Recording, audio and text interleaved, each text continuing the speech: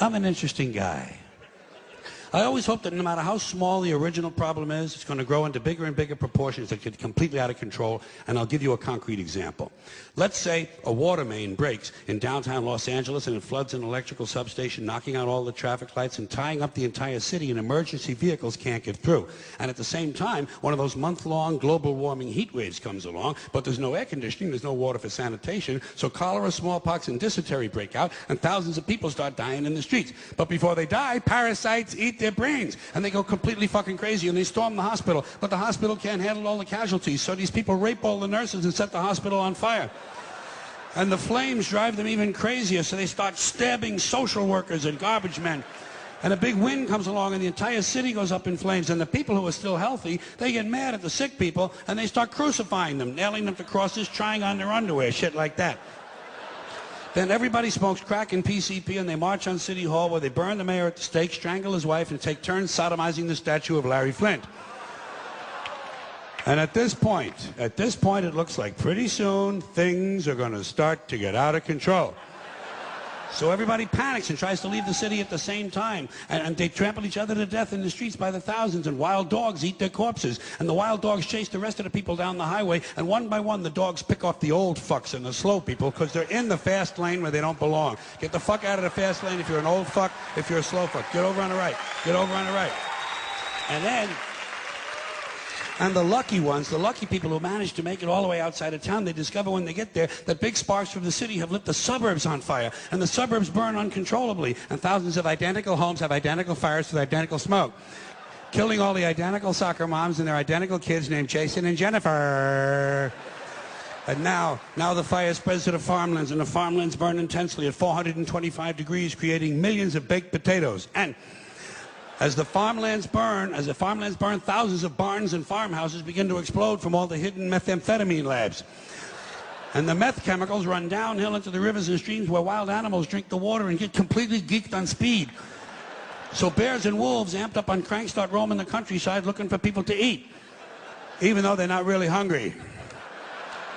And the fire spreads to the forest, and the forests burn furiously, and hundreds of elves and trolls and fairies come running out of the woods screaming, "Bambi is dead! Bambi is dead!" And he is. Finally, that fucking little cunt, Bambi, is dead. Dead. Now hundreds of regional fires come together into one huge interstate inferno, and all 12 of the western United States are burning out of control, except Utah, where the Mormons don't allow fires. And the fire spreads across the Great Plains, toasting the wheat, cooking the cattle, and producing hamburgers, actually. Then it leaps the Mississippi and races through the South, blowing up stills, interrupting lynchings, and killing millions of inbred people. And then it turns northeast and it heads for Washington, D.C., where George Bush can't decide if it's an emergency or not. He can't decide this. He doesn't know. It's hard. Oh, it's hard work. You know? No. Yeah. He can't decide because Dick Cheney is in prison. So instead, he takes a nap. He puts his empty, fucking brainless head down on the little pillow his mother gave him at Christmas time, and he takes a fucking nap. So the fire moves to Philadelphia, but it's a weekend, and Philadelphia's closed on the weekends. So the fire moves to New York City, and the people in New York tell the fire to go fuck itself. Go fuck yourself. Yeah, and it does. Yeah. And it does. So instead, it burns down Long Island and Connecticut, killing all the rich white assholes and completely destroying their evil faggoty golf courses. And while all this is going on, Canada burns to the ground, but nobody notices.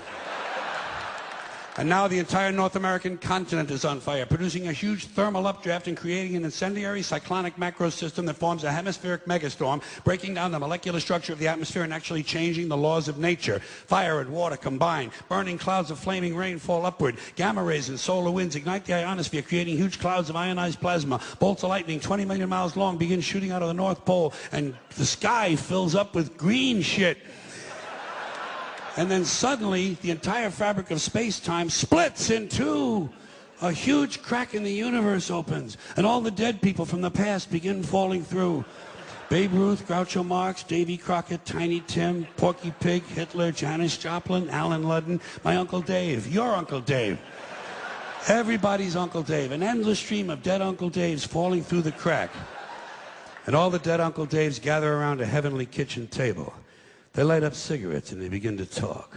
They talk about how they never got a break, how their parents didn't love them and their children were ungrateful. They talk about how the government screwed them out of money and they just missed out on a big job. They say the Jews own everything and the blacks get special treatment. And all the hatred and bitterness drips out of these people and forms a big pool of liquid hate. And the pool of liquid hate begins to spin. Round and round it spins, faster and faster. And the faster it spins, the bigger it gets. Faster and faster, bigger and bigger, until the whirling pool of hate is bigger than the entire universe. And then suddenly it explodes into trillions of tiny stars. And every star has a trillion planets. And every planet has a trillion Uncle Daves. And all the Uncle Daves have good jobs, perfect eyesight, and shoes that fit. They have great sex lives and free health care. They understand the internet. Their kids think they're cool, and they all love their neighbors. And every week, without fail, Uncle Dave wins the lottery. Forever and ever, till the end of time, every single Uncle Dave has a winning ticket. And Uncle Dave is finally happy. Now do you see why I like it when nature gets even with humans? Thanks for coming in here tonight.